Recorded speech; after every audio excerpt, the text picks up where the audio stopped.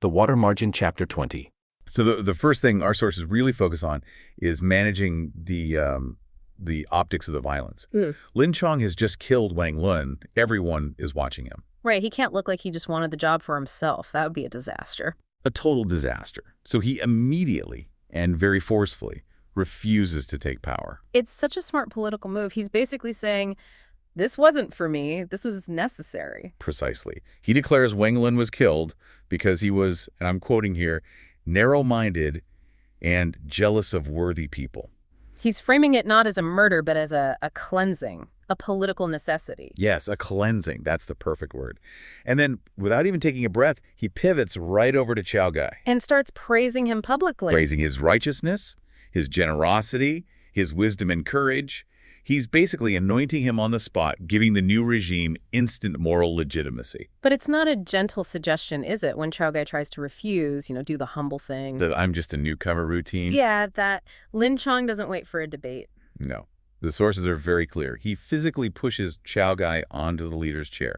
This is not a request. It's a power move to create stability. It is. He knew that any hesitation or any debate would just look like weakness. So he threatens anyone who disagrees, reminding them of what just happened to Wang Lun. Using him as an example. It's brutal, but it works. The new leadership is set in stone right then and there. So with Chao Gai in that first seat, the Heavenly King, they immediately start building the new structure. And Lin Chong insists on a huge change. He says, forget seniority. Forget who's been here the longest. It's all about merit now, pure skill. And this is where the group really starts to become a formal organization. The second seat goes to Wu Yang. The scholar? The scholar becomes the military strategist. He's tasked with commanding troops, managing generals. They put the brain ahead of the brawn right at the top. And Wu Yang also tries to refuse at first, right? Calls himself a villager scholar. He does, but they know they need him. Then you have the third position, which goes to Gongsun Sheng. His placement is so interesting. It's not just about fighting ability. Not at all. It's about a different kind of power. He has fame, sure, but he also has these skills the source calls ghost god unpredictable mechanisms. The ability to call wind and rain. Exactly. It's about strategy, but also morale, perceived power, the mystical element. And when Lin Chong himself tries to step back to yield his own spot, they stop him. They do. The new core leadership stops him, and they force him to take that fourth seat. Which brings us to that famous political analogy. The three legs of the tripod. Right. But wait, I've always found this a little confusing. They talk about three legs for stability, but then they put Lin Chong in fourth place. What's that telling you? Well, I think that's actually the most brilliant part. The tripod is the foundation. You have Chao Gai, the political leader, Right. Wu Yang, the intellect, Gongsun Sheng, the mystical. The three legs. But Lin Chong, as the fourth, he's the enforcer. He's the muscle that makes sure nobody can just kick that tripod over. He guarantees the new philosophy can actually function. He's the executive protection. That makes so much sense. And you really see this commitment to meritocracy play out down the line, right? In seats 5 through 11. Oh, absolutely. The newcomers, like Liu Tang and the Ruan brothers, they get high ranks immediately. And the old guard, the guys who are there under Wang Lin. Buqin and Song Wan. They actually step down voluntarily to ranks 9 and 10. They openly admit the newcomers are more skilled. Wow. That's when you know the cultural shift has actually worked, when the old guard buys in and accepts a demotion for the good of the group. It's the ultimate validation, and with that structure locked in, they move to the next step. Resources. Securing loyalty with gold. You got it. They settle all the families, they distribute the birthday gift jewels, and Chao Gai even gives out his own personal wealth to the foot soldiers. They're acting like a small government, not a bandit gang. That's the goal. But even with all that structure, there's a loose thread. A personal one. Lin Chong's wife, back in the capital. Yes. He's been worried sick, but couldn't send for her while Wang Lun was in charge. Now Chao Gai tells him to go ahead, send for her. Showing that generosity he was praised for, there's this moment of real hope. A huge moment of hope. He sends 2 messengers. But they're gone for 2 months. And the news they pour back is just devastating. Catastrophic. They report that his wife, after being pressured by Grand Marshal Gao, The man who exiled him in the first place. that same man, she was pressured into marriage, and instead, she committed suicide half a year ago, And her father died of grief? shortly after. It's a complete wipeout of his old life. The source material has that incredibly cold line, doesn't it? It says he weeps, but then he cut off the ties of his heart's lingering concerns. It's a chilling phrase. His entire past, his family, his identity, it's not just gone. It was violently destroyed by the state, by their enemy. And that loss transforms him. He's no longer just a wronged man. He's something else. He's an instrument of pure retribution now. He has absolutely nothing left to lose. And the text shows this shift immediately. How so? The moment that personal story ends, the focus snaps directly to military preparation. The personal tragedy fuels the war machine. 100%. They start inventorying supplies, repairing the fortress, forging thousands of weapons, spears, knives, armor, training the boat crews. They turn inward grief into external readiness. And just in time. Because the government is already on its way. Almost instantly, a report comes in. Colonel Huan An from Jiangsu Prefecture. And he's not coming alone. No. He has over 1,000 soldiers and somewhere around 400 to 500 boats. They're massing right near Stone Tablet Village. This is it, the first real test. Chow Gai is, understandably, shocked. He's shocked by the numbers. But this is the moment the new meritocracy proves its worth. Wu Yang, the strategist. He's perfectly calm. Perfectly calm. He just uses that proverb. Water comes, cover with earth, troops arrive, meet with generals. We've got this. And he immediately issues secret instructions. He has a plan. And it's a brilliant plan, not a frontal assault. He uses the terrain. He uses the marsh itself. It's a classic two-part maneuver, a very visible decoy, and a hidden trap at a choke point. It all relies on the Ruan brothers knowing those waterways like the back of their hands. So phase 1, Huang An's main column is moving toward a place called Jinshatan. And they see something. Wu Yang makes sure they see something. 3 small, very recognizable boats. Carrying the Ruan brothers. Yaowu, Xiaowu, and Xiaoqi. And they're dressed to be noticed. Red head scarves, red silk coats. They're bait. Pure and simple. And Huang An takes it. Immediately. He sends 40 or 50 of his bows to chase these 3 tiny vessels deep into the winding channels of the marsh. He gets pulled further and further away from his main force. So while he's off on this wild goose chase, the second half of his army runs into the real trouble. They sail straight into the trap. A messenger boat gets back to Huang An and tells him what happened. And the details are just incredible. The tactical detail here is amazing. First, small rebel boats harass them with crossbows. Then, when the government troops try to retreat down a narrow channel, the Liangshan men have stretched a huge bamboo rope across the water. A massive physical obstacle. It just stops them cold. Turning the waterway into a kill zone. A stationary kill zone. And then ash jars and stones rain down on them like raindrops. The soldiers have to abandon their ships, jump in the water. They lose everything, their horses, their gear. Huang An hears this and realizes he's been played. He's been completely outmaneuvered. He signals a retreat, but it's too late. The original 3 decoy boats, the ruins. They turn around, now with 10 more boats backing them up, waving flags, blowing whistles. They cut off his escape. And then the signal for the main ambush? A cannon shot. And red flags pop up everywhere in the reeds. Dozens more boats swarm out from hidden side channels, firing arrows. The government force just dissolves into panic. The climax, of course, is the capture of the commander himself. Huang An makes a punt for it on a fast boat. But Liu Tang is waiting in the reeds. And he uses a grappling hook. Throws a grappling hook, snags the boat, leaps across the water, and just grabs Huang An by the waist, lifts him up, captures him alive. That single physical act, the leap, the grapple, the capture, it's the perfect symbol of the warrior's role in this new, smarter system. It is. And here's where it gets really interesting. Back at the fortress, the very first thing they do is publicly validate the new system. Yes. The distribution of credit. It's the final nail in Wang Lun's coffin, philosophically. So they tally the gains. 600 fine horses. And that's specifically credited to the success of Lin Chong's overall action. His role as the enforcer is validated. But the credit is spread around. It's not just for the top guy. No, it's meticulously shared. Duqian and Song Wan get credit for the East Channel ambush. Which validates their choice to accept a lower rank. It proves the system works for everyone. Exactly. The Ruan brothers get their credit for the West Channel decoy, and of course Liu Tang is celebrated for capturing Huang An himself. So this victory wasn't just about beating the government, it was about proving to themselves that their new leadership, their new structure, actually works under extreme pressure. It proved everything. They showed that a successful revolution needs those 3 steps. The violence to remove the old guard, the immediate new structure based on merit, and then a quick, decisive win to prove it all works. So in one single battle, they go from being a scattered group of bandits to a truly formidable, well-armed fighting force. Messy bunch of outlaws suddenly becomes, well, a disciplined and, frankly, terrifying regional power. And the very first sign of this new order, the shift from chaos, it's a massive party, a huge inauguration feast. But this isn't just a celebration. It's a political statement. The sources are very specific about the sacrifice. Killing oxen and slaughtering horses. And that detail, it signals permanence. In this world, you just don't kill your core livestock, your transport, your farm animals, if you're planning to pack up and run in a week. So it's a message. It tells everyone we are here to stay. And the wealth on display is already just staggering. They have their own self-brewed wine, which points to infrastructure. Sure. But look at the food.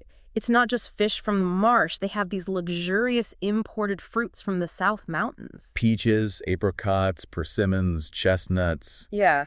I mean, what does that tell you? It tells you about the logistics. Yeah. These aren't just weeds they foraged. To get high-end seasonal fruit from the South means you have established and reliable trade routes. Or very effective supply lines. Right into their outlaw base. This isn't a group that's struggling. This is the economics of a successful, functioning little state. And they even read a victory poem to formalize it. It's an amazing little piece of propaganda, really. It is. It mocks the old leader, Wang Lin, calls him a talentless incompetent. And then it immediately announces a new business for Liangshan, a complete rebrand. But before they get to the business side of things, Chow Kai does something really interesting. He focuses on a non-military priority. Right. He uses this big moment of victory to, clear the moral ledger? Exactly. The very first order of business is entirely ethical. It's about paying back debts. He singles out two people, Song Jiang the clerk and Zhu Du Tu. He stands up and declares that they literally saved their lives. And he says that not repaying them now, when they're rich and safe, would be unmanly.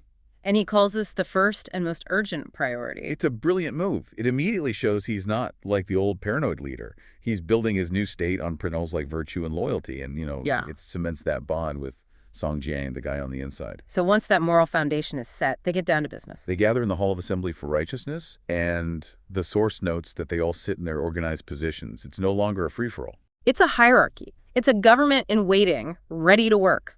Okay, so they've cleared their conscience.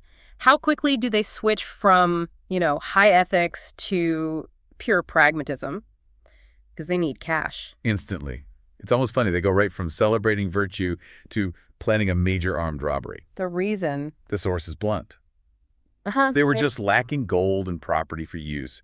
You need money to run a state, even an outlaw one. And the intel comes in fast. Zhu Gi sends word of merchants on the road. Dozens of them. And this is where you see their new efficiency. They don't just send a few guys. No, they send an overwhelming force. It's designed not just to win a fight, but to stop one from even starting. It's an almost perfect military operation. Mm-hmm. Over 250 men split into 3 strategic waves. The Ruan brothers lead the first wave. And the weapons they carry they're specific, aren't they? Very. Things like tridents and these hook staffs. Yeah. They're tools designed to capture or immobilize, not just, for wholesale slaughter. Ben Lutang leads a second backup wave of over 100 men. And then Dukan and Song Wan bring up a final wave of 50 more. Huh. It's a massive show of force. It's pure psychological shock and awe. And this all ties directly into Chow Gai's critical command. This is where you really see them crafting that righteous brand. He gives that surprising order. He says, only take the gold and property. Absolutely do not harm the merchants' lives. That's a policy. A deliberate policy. Show them you can take whatever you want without bloodshed, and you get a reputation for being effective, but not cruel. It avoids massive government retaliation. And it works perfectly. The merchants just see this army coming at them, and they drop everything and run. They leave behind 20-plus carts of goods, gold, silver, all their animals. And they're totally unharmed. 0 casualties, maximum profit, the perfect outcome for their new business. So now they have all this loot. What happens next? This is where their discipline really shows. They don't just dump it in a pile. The goods are sorted. Right, categorized. Silk and clothing here, general stuff there, and then the high-value golden treasure. And the split is strict and transparent, which is so important for morale. Half goes straight into the vault. That's their strategic reserve. Yeah, the other half? Gets split again. 1 share for the 11 leaders and 1 share for every single rank-and-file member. Every man on that mountain feels invested. So what about the prisoners from the last battle, the government soldiers? They get processed. They're tattooed on the face to mark their new status. The strong ones are put to work feeding horses or cutting wood. And the weaker ones? Lighter tasks. Tending carts, cutting grass. Even the defeated general, Huang An, isn't killed. He's just locked up in their prison. They're showing they can defeat the government and then repurpose its people. So while Liangshan is running this slick, disciplined operation, we have to look at how the actual government is handling this. And the short answer is panic. Total systemic panic. They've already had a huge military failure. A devastating one. The magistrate in Jizu is getting these horrifying reports. The last commander, He Tao, barely got away. With both his ears cut off. Right, and he lost 500 men. And now the new commander, Huang An, has been captured alive. It's a total collapse of the conventional military strategy. So the government solution is, what, to send in a new guy? A political appointee. This Zhang Fuyan, handpicked by the powerful Grand Tutor Kai.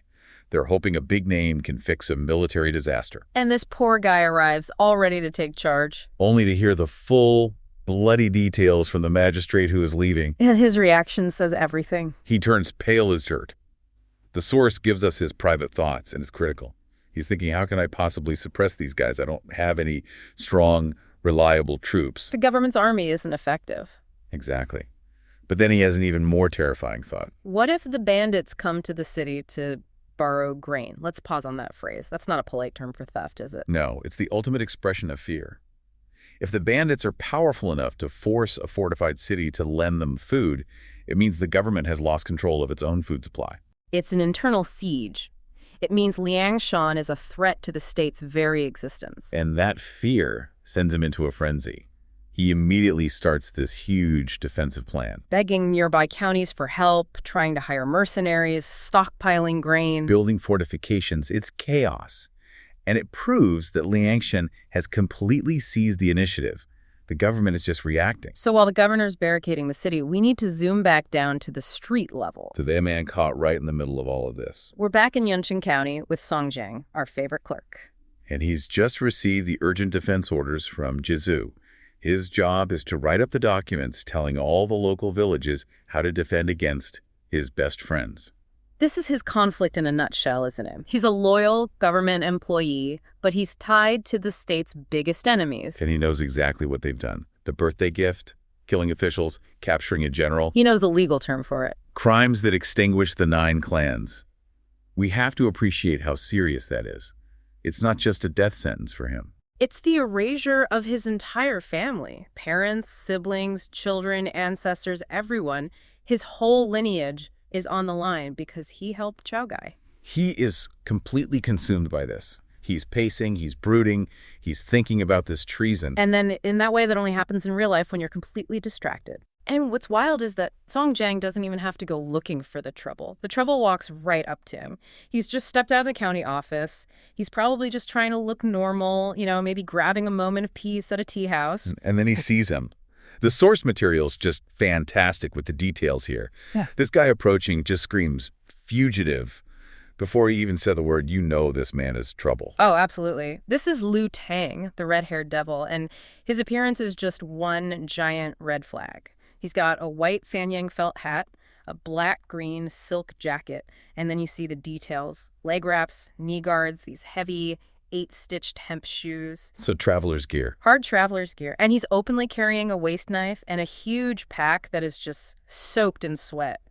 This is not a man who's been taking it easy. He looks like he's been running for days. I love that level of detail. It tells you right away he's not a local. He's not a merchant. He's rough. But the behavioral stuff is even more concerning. Way more. The source says he was sweating profusely and out of breath. He was clearly anxious. But the really dangerous part, he keeps looking over his shoulders, staring directly at the county office. Yeah, he's fixated on the source of all the danger, the very building where Song Jiang works. Which, you have to ask, if Song Jiang is this master strategist, Right. why would he let this guy, who's so obviously a fugitive, get anywhere near him in a public space right across from his office? That's what I was thinking. It just seems like a massive misstep. He's an official. Well, it's less of a misstep and more, I think, a moment of of dangerous recognition. Song Jiang looks at him and thinks he looks vaguely familiar, but he can't place him. Okay. And Liu Tang sees Song Jiang and knows who he is, but he hesitates. He can't afford to approach the wrong person. He needs to be 100% sure, and that hesitation is what saves them both. So what does he do? In a really smart bit of, let's call it operational security, he ducks into a barber shop nearby. A barber. Yeah, and he asks the worker there to confirm that the man sitting in the tea house is, in fact, Song Yasi. He's outsourcing the risk of identification. That's brilliant. Once he gets that confirmation, the clock starts ticking. Liu Tang goes over, bows, and uses that classic phrase for a secret meeting. Can we borrow a step to speak? And Song Jiang gets it immediately. He knows the weight of that question. They don't just, move to the side. They find a truly secure spot.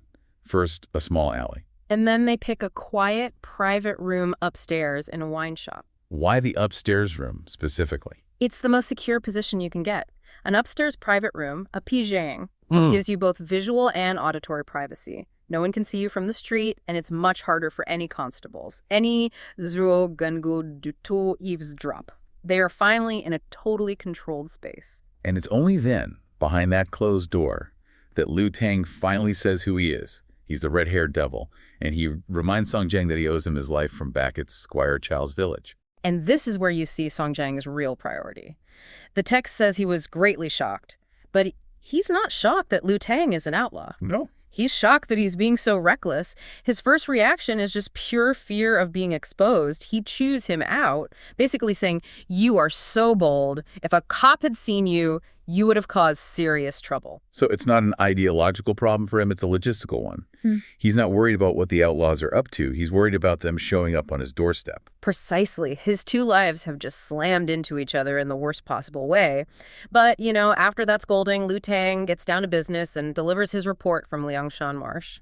And this is big news. The outlaws have stabilized. They've grown. Chao Gai is the chief leader now.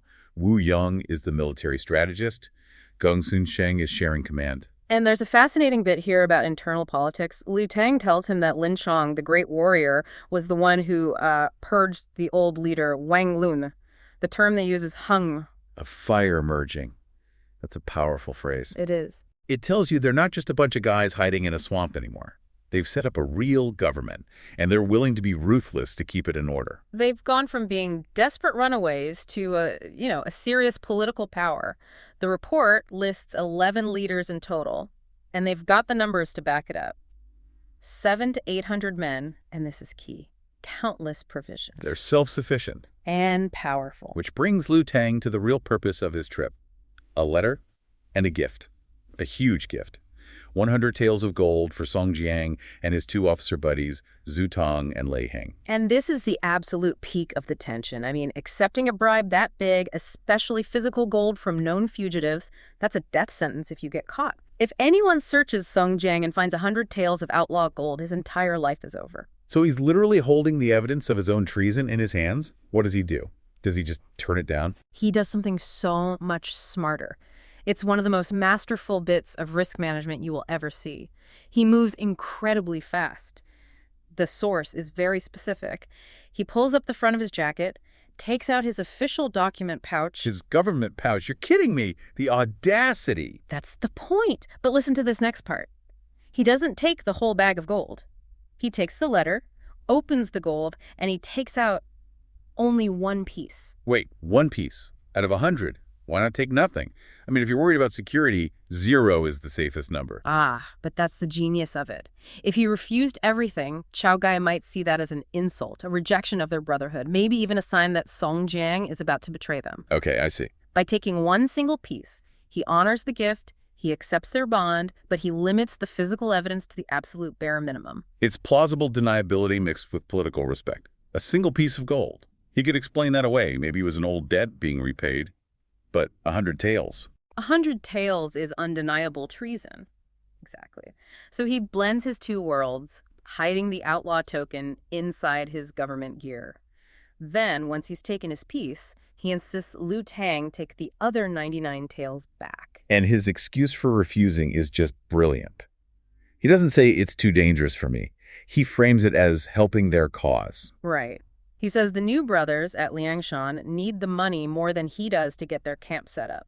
He turns the bribe into a strategic investment back into the outlaw movement. He even sets up a future line of credit, right? He says if he ever needs travel money, his brother will come collect it later. It's all about minimizing current physical risk while maximizing future options. Just incredible. And he's not done. This is where he really shows he's a master of managing people, not just things. He tells Liu Tang exactly what to do with the gold for his two colleagues, Zhu Tong and Lei Hang. Yeah, this part shows you how well he understands the people around him, their strengths, their weaknesses. He's not just protecting himself, he's managing the security of his whole network. So let's start with Zhu Tong. Song Jiang says absolutely do not give him the gold. Why? Because Zhu Tong is well off. He has enough of his own property, Jisai. He doesn't need the money. Song Jiang says he'll handle the social obligation, the ranking, himself. He trusts Zhu Tong, so he doesn't want to expose him to the risk of having physical outlaw gold. And more importantly, he wants Zhu Tong's loyalty to be to him, not to Chao Gai's money.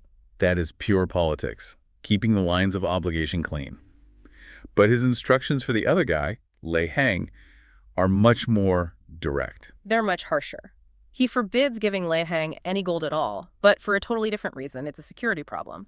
Song Jiang knows Lei Hang is a gambler, a Tandi. I see where this is going. If Lei Hang gets a bunch of gold, he'll go gamble it away. He might get into a fight, draw attention to himself, and create a situation that is not stable.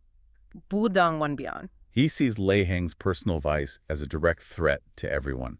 That is just a ruthless level of detail. One guy is protected out of respect, the other is cut off because he's a liability. And Liu Tang, who's described as a straightforward person, he just accepts it. He sees the logic as sound, even if it means he has to lug all that gold back up the mountain. And to wrap it all up, Song Jiang borrows a brush and ink from the wine shop. Right. He writes a detailed return letter. He's showing his commitment with strategy and words, which is worth more to them than the gold anyway. So as evening comes, the mood shifts.